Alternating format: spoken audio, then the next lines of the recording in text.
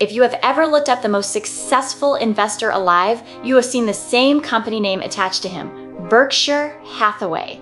Here's the part almost nobody mentions. In 2010, sitting in front of a CNBC camera, the man himself called that company the dumbest stock he ever bought. He did not mean it as a joke, and he put a number on it. If that money had gone somewhere else instead, he said, he and his shareholders would have been roughly $200 billion richer. $200 billion from the person whose entire reputation rests on not making that kind of mistake. In the next half hour, I will take you through what the public record actually shows, the filings, the shareholder letters, the interviews he gave on camera about how Berkshire was really built. Not the legend, the paperwork. And the engine underneath all of it was never the thing most people think it was. By the end, you will have 4 things you can go and check yourself, and documents anyone can download free today.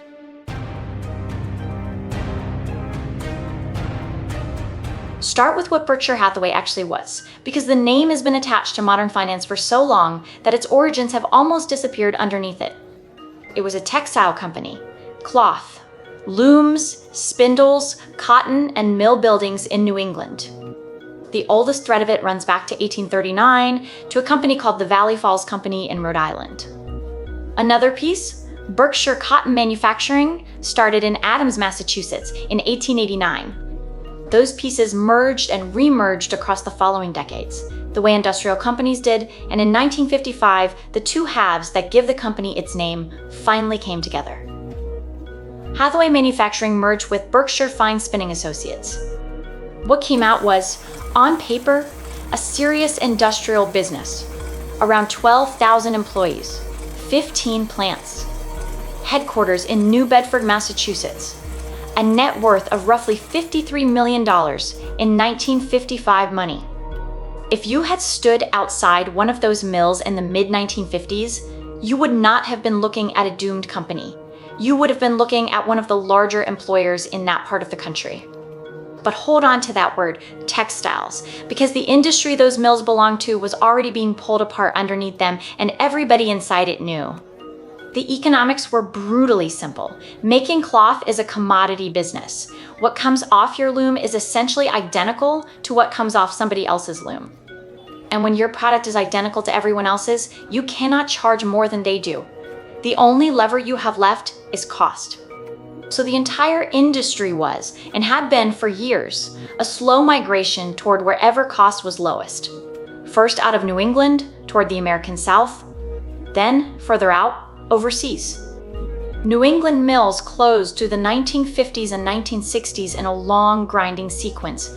Berkshire itself shut plants and shrank. That is the backdrop. And I want to be specific about the mechanism, because declining industry is the kind of phrase that sounds like weather. It was not weather, it was arithmetic, and everyone involved could do it. A textile mill is a very large fixed cost. The building, the looms, the power, the maintenance, the workforce. Those costs do not shrink when your selling price falls.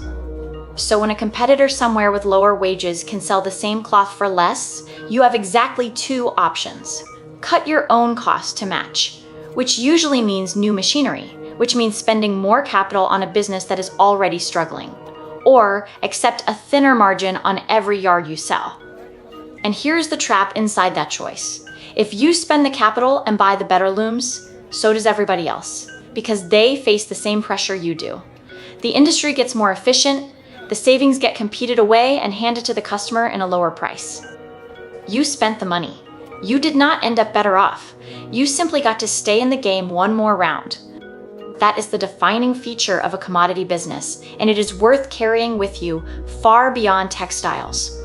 Improvements that everyone can copy do not become profit. They become the new baseline. By the early 1960s then, the company was a shrinking business in a declining industry, holding more capital than it could usefully earn on, and facing a choice between spending more to stand still or slowly winding down. And that is the exact moment a 31-year-old investor in Omaha, Nebraska started buying the stock. To understand why he bought it, you need the method he was using. And if you watched the last episode of this series, You already know whose method it was. Benjamin Graham, the man we covered last week. Buffett had studied under Graham at Columbia and had worked for him, and in the early 1960s, he was running his own investment partnership in Omaha, applying Graham's approach almost literally. That approach has a name that has stuck to it ever since, and it is deliberately unglamorous. The cigar butt. The idea goes like this. Walk down the street and you will occasionally find a discarded cigar butt on the pavement. Soggy, unpleasant, and clearly finished. But there is one puff left in it, and the puff is free. Translated into finance, find a mediocre business, or even a bad one, whose stock has fallen so far that you can buy it for less than the value of the assets sitting inside it. You are not buying a great future. You are buying a discount to what is already there. Then you wait for the discount to close. Through a sale, a liquidation, a buyback, or simply the market noticing. And you take the one free puff. Graham's version of this was even stricter, and it is worth knowing the exact test because it tells you what kind of thinking this was. The strictest form asked you to look only at a company's current assets, cash, money owed to it, inventory it could sell, and then subtract every single liability the company had, not just the short-term ones. All of them. Whatever was left was, in effect, what you would have if the business shut its doors tomorrow, sold what it could, and paid everyone it owed. Now, compare that number to what the entire company costs on the stock market. If the market price is lower, you are buying $1 of already existing, already liquid value for less than $1. And the factories, the brand, the machinery, and any future profits are being thrown in for nothing. That is not optimism. It is the opposite of optimism. It is a calculation designed to be right even if the business turns out to be worthless, because you have refused to pay anything for the business in the first place. And it was extremely effective in the 1950s and 60s. For a reason that matters, financial information was hard to get. Filings existed, but they were paper, and reading them took real effort. An investor willing to sit with a thick statistical manual and grind through hundreds of small, ignored companies could find things nobody else had bothered to look at. The advantage was not intelligence. It was diligence in a market where diligence was scarce, which is exactly how a shrinking New England textile company came to be on a young Omaha investors list at all. Berkshire Hathaway in 1962 was a textbook cigar butt, and the arithmetic was visible to anyone reading the filings. The company was closing mills. When it closed a mill, it sold off the machinery and the buildings, and it used some of that cash to buy back its own shares from anybody who wanted out. So the stock had a mechanical, repeating source of cash coming back to shareholders, and it was trading well below what the company's own assets were worth. Buffett Partnership began buying in 1962 at around $7.50 a share. The logic was not that textiles would recover. He never thought they would. The logic was that as each mill closed, more cash would come back. The company would buy shares at a price above what he had paid, and he would take his profit and leave. That was the whole plan. Buy the discarded cigar, take the free puff, walk away. Notice what that plan does not contain. It does not contain running a textile company. It does not contain a 60-year commitment. It does not contain the word Berkshire, meaning anything to anyone. It was supposed to be a trade, a good, unremarkable, mildly profitable trade of the kind he was doing constantly in those years. And it would have stayed one, except for a conversation about $0.125. Here is where the story turns, and it turns on an amount of money so small it is almost embarrassing to say out loud. The man running Berkshire Hathaway at the time was Seabury Stanton. His family had been central to the company for a long time, and by the 1960s, he was the chairman, presiding over the decline. Stanton and Buffett spoke about Berkshire buying back Buffett Partnership's block of shares. In Buffett's own repeated telling of it, on the record, in interviews and at annual meetings, there was a verbal understanding about the price. $11.50 a share. Then, the formal tender offer document arrived in the post, and the price printed on it was not $11.50. It was $11.03. Sit with that for a second, because the size of it is the entire point. 3/8 of a dollar is 37.5 cents. The gap between what was discussed and what was offered was 1/8 of a dollar per share. 12.5 cents. Across the block of shares the partnership held, the whole difference came to a little under $14,000. $14,000. Against a company with mills, machinery, and a name going back to the 1830s. Buffett did not take the offer.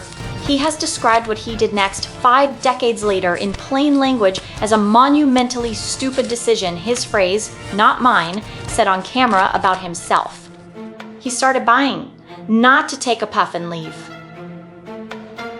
To take the company. Buffett Partnership had been accumulating since 1962 and had bought heavily through early 1965 until it controlled roughly 49% of the shares. On the 10th of May, 1965, he took control of Berkshire Hathaway, and Seabury Stanton was out. So the founding act of the most celebrated investment vehicle in modern history was not a brilliant insight. It was, in the buyer's own public account, an irritated man refusing to be shorted by 12.5 cents a share. I want to be careful and fair here, because this is a living person and this channel deals only in the public record.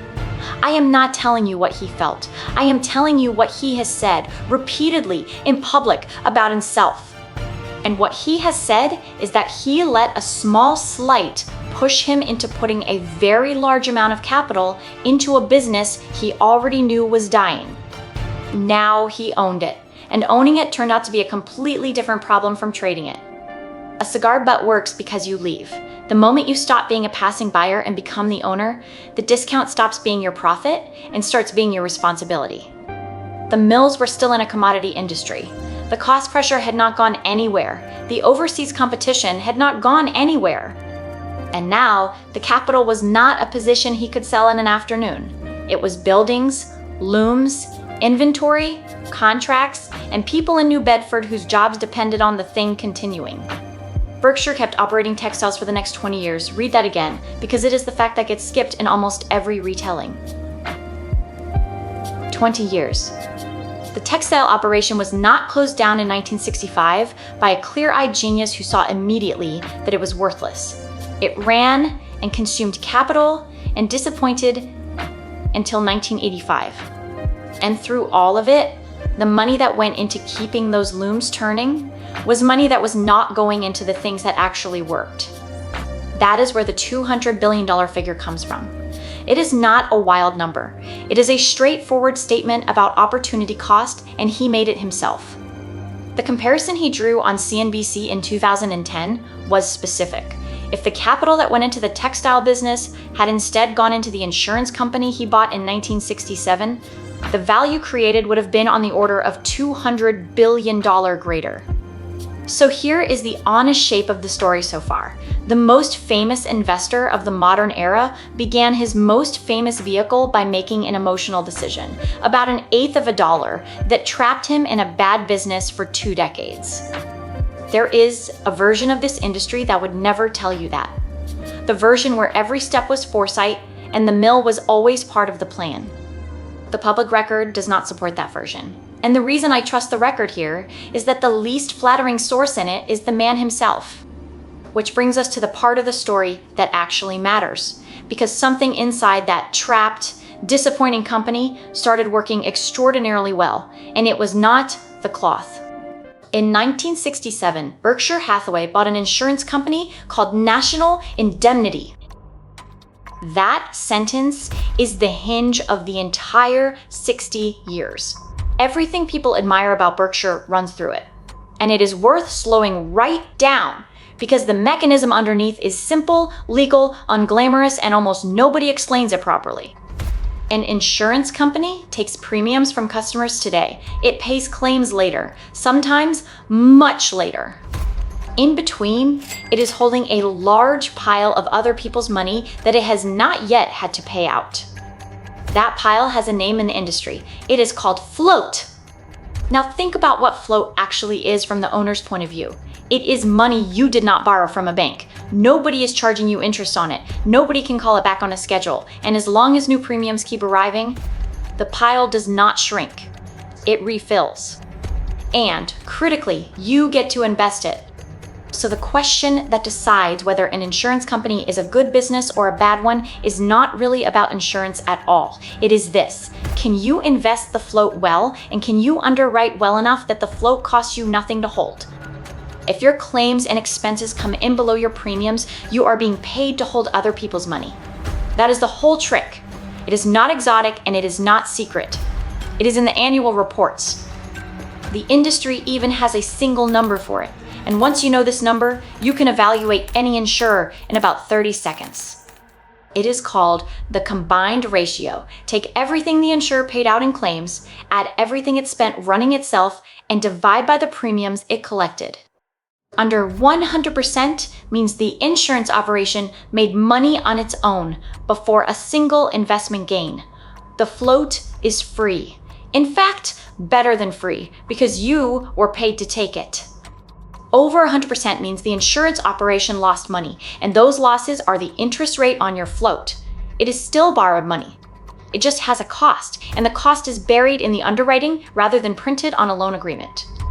Now here is why this matters far more than it sounds, and why most insurance companies are not remotely like this one. Insurance is intensely competitive, and the temptation in it is enormous. If you want more float, you can always get it immediately by charging less than the risk deserves. The premiums arrive today. The claims arrive years later when somebody else may well be running the company. So an insurer that wants to look like it is growing can simply write bad business and the damage will not surface for a long time. The float goes up, the eventual bill goes up more, which means the discipline required is genuinely unusual. The willingness to write less business and shrink when prices are too low. To sit out entire years. To watch competitors take the volume and say no anyway. That is the actual unglamorous competence at the base of this story, not stock selection. The refusal to buy growth by underpricing risk, repeated across decades and across market cycles, including the cycles where refusing looked stupid. Get that right, and the float costs you nothing to hold and refills forever. Get it wrong, and float is simply debt that lies to you about when it comes due. This is why the textile company mattered so little, and the insurance company mattered so much. A mill makes a product in a market where you cannot set the price. An insurer generates a continuously refilling pool of investable capital. One is a business that consumes money. The other is a machine that supplies it. And the person now allocating that supply was a man who had spent his adult life becoming very good at deciding where capital should go. That is the actual structure of Berkshire Hathaway. Not stock picking on its own, stock picking attached to a permanent, self-refilling, low-cost source of money to pick with. Over the following decades, the insurance operation expanded well beyond that first purchase, and Berkshire became a holding company that owned businesses outright, as well as owning shares in others. Railways, energy, manufacturing, retail, large positions in listed companies, all of it sitting on the same foundation. And the textile mills, the thing that started it, the thing the company is still named after, were finally shut in 1985. The name stayed. The business it described was gone. Now let me put the arithmetic in front of you, because this is where people's intuition breaks and where the real lesson of this episode lives. Most people, asked how someone becomes one of the wealthiest people on earth through investing, will assume the answer is enormous annual returns. Doubling, tripling, spectacular single trades. The public record says something much stranger and much more useful. It says the annual returns were very good, but not magical. What was extraordinary was how many years there were, stacked one on top of another, with the gains left in place. Compounding is a multiplication problem, not an addition problem. Each year multiplies what came before, and multiplication rewards length far more violently than it rewards size. Here's the way to feel it. Take any growth rate you like and ask what the last decade of a long run contributes compared to the first decade. The early decades build a base that looks unimpressive while it is happening. The late decades, applying the same ordinary rate to a base that is now enormous, produce numbers that look impossible. Nothing about the rate changed, only the size of the thing the rate was applied to. Let me make that concrete with numbers you can check on any calculator, because this is the single most useful piece of arithmetic in personal finance, and almost nobody is ever shown it. Take $1,000, growing at 20% a year. After 10 years, it is worth about $6,200. A good result, you have roughly 6 times your money. Keep going. After 20 years, about $38,000. After 30 years, about $237,000. After 40 years, about $1.5 million. Now look at what each decade actually contributed. The first decade added about $5,000. The fourth decade added about $1.25 million. Same rate, same discipline. The fourth decade produced more than 200 times what the first decade produced, not because anything improved, but purely because it was applied to a larger base. And now, the uncomfortable implication, which is the reason this matters to you personally. If you remove the last 10 years from that run, you do not lose a quarter of the result. You lose about 84% of it. The final stretch is where nearly all of the money is, and it is the stretch that people interrupt by panicking in a downturn, by cashing out for something else, or simply by having started too late for it to exist at all. Which reframes the whole question. The dangerous mistake is not picking a mediocre investment. A mediocre investment held for 40 years does extraordinary things. The dangerous mistake is any decision that shortens the runway. And most people make several of them, believing each time that they are being prudent. Which means the scarcest ingredient in this entire story is not brilliance. It is duration. Starting early, and then this is the hard part, not interrupting it.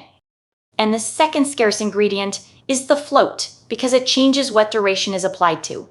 Ordinary investors compound their own savings. This structure compounded its own savings, plus a continuously replenished pool of other people's money that cost close to nothing to hold. Same arithmetic, bigger base, longer runway. That is the machine. A permanent source of cheap capital, a person deciding where it goes, and 60 uninterrupted years. And the 60 years is not a figure of speech. He took control in May 1965. He announced in May of 2025 that he would step down as chief executive at the end of that year. Greg Abel took over as chief executive of Berkshire Hathaway on the 2nd of January 2026. Buffett remained chairman of the board. 60 years, from the mill to the handover. That is the number on the door of this episode, and now you know exactly what it is counting. So let me close the loop on the mistake, because the way it is recorded is genuinely unusual in this industry. Most institutions bury their errors. The record here does the opposite, and it does it in a document you can read yourself. Every year, Berkshire Hathaway publishes a letter to shareholders. Decades of them sit on the company's own website, free, no account required. And running through them is a habit that is much rarer than it should be. The errors are named. The capital allocation decisions that did not work are described. The word mistake appears attached to specific purchases. The textile business is discussed as what it was. The $200 billion comparison was made out loud, on camera, by the person the number embarrasses. I want to be precise about why that matters, and it is not sentimental. It is practical. An investor who reports honestly on failures is giving you the data you need to evaluate them. An investor who reports only successes is giving you a marketing document, and you cannot tell the difference between skill and luck inside a marketing document. You should apply exactly that test to anyone who wants to manage your money, and you can apply it in 10 minutes. Open their latest report and search it for the language of failure. The words mistake, error, wrong, underperformed. If those words appear attached to a specific holding and a specific number, you are reading a record. If they appear only in a general paragraph about how markets are unpredictable, you are reading a brochure. There is a reason this is so rare, and it is not that everyone else is dishonest, it is structural. Most people managing money are managing somebody else's money on a short leash. They are measured every quarter, and money moves away from them if the quarter looks bad. That creates a permanent incentive to look right rather than to be right, to hold whatever is currently working, to avoid anything unpopular no matter how cheap it is, and to describe every outcome as though it were intended. And notice what that does to duration. The variable we establish is the one that actually matters. A manager who must justify himself every 90 days cannot hold anything for 30 years, even if he knows he should. The structure at Berkshire removed that pressure almost entirely, and it did it in two ways that are worth naming. The float is not client money that can be withdrawn when sentiment turns. Policyholders cannot ask for their premiums back because the stock market fell. It is permanent capital in a way that a fund's assets never are. And the ownership was concentrated in shareholders who had chosen, explicitly and in writing, to be judged over decades. So the honesty in those letters is not just a personality trait. It is what becomes possible when nobody can pull the money out next quarter. Remove the short leash and you can afford to write down what went wrong. It is easy to admire the honesty and miss the machinery that permits it. Honesty is cheap to talk about and expensive to practice, and what makes it affordable is almost always structural rather than moral. That is worth remembering when you read anyone's performance record. Ask what timescale they are being judged on, because that, far more than their intelligence, determines what they are able to do. A fund that must look good by December cannot buy something that will only look good in 2031, and that is true no matter how clearly the manager sees it. The constraint is not on their vision, it is on their calendar. And there is a second thing the record shows that cuts against the legend, which is that the method changed. The cigar-butt approach, buy cheap assets, take the free puff, is what bought Berkshire in the first place, and it is what trapped him. The approach that built what came after was different. Buy businesses that are genuinely good and hold them for a very long time. That shift is visible in the letters. The person doing it wrote down that he had been wrong about the earlier method and why. So, the summary of 60 years, taken from the public record rather than the mythology, goes something like this. A young investor bought a dying textile company as a cheap trade. An eighth of a dollar turned the trade into a takeover, and the takeover into a 20-year burden he has publicly called his dumbest purchase. Inside that burden, he bought an insurance company, and the insurance company produced a permanent stream of investable capital. He allocated that capital for 60 consecutive years at good, not miraculous, rates of return, and left the results to multiply. Then in January of 2026, he handed the chief executive's job to somebody else and stayed on as chairman. That is it. That is the whole machine. So what do you actually do with this? 4 things, and every one of them is something you can check or apply yourself without paying anyone. First, go and read a shareholder letter. Not a summary of one, not a video about one. Berkshire Hathaway publishes them free on its own website, and the older ones are short. You will learn more about how capital allocation is explained by a serious operator in one evening than in a month of commentary. Second, when anyone asks to manage your money, ask them to describe their worst decision and what it cost. Then compare the specificity of that answer to the specificity of their success stories. The gap between those 2 answers tells you almost everything. And listen for whether the worst decision they describe is actually theirs. A great many people will offer you a story where the market was wrong, the timing was unlucky, or a client insisted. That is not a worst decision. That is an alibi. Third, understand what float is and look for it. You now know that the real engine here was a business that legally holds other people's money before paying it out and gets to invest it in the meantime. When you look at an insurer, the question is not just are they profitable? It is, what does their float cost them to hold? That number is discussed openly in insurance company reports. Fourth, and this is the one that applies to you regardless of how much you have. The dominant variable in this story is duration, not brilliance. 60 uninterrupted years of decent returns beat a decade of spectacular ones, which means the most valuable thing you own is not a stock idea. It is the number of years you allow the arithmetic to run without interrupting it, which is why the most damaging thing most people do is not picking the wrong asset. It is interrupting, selling in a bad year, restarting somewhere else, resetting the clock they had already spent a decade winding. Every interruption costs you the compounding you had already paid for. And one last thought before we finish. The founding decision of the greatest compounding record in modern finance was, by the account of the person who made it, a mistake made over 12.5 cents a share. He then spent 60 years being right often enough, for long enough, that the mistake stopped mattering. That is not a story about never being wrong. It is a story about the length of the runway. The runway is the asset. Everything else in this episode is a detail sitting on top of it.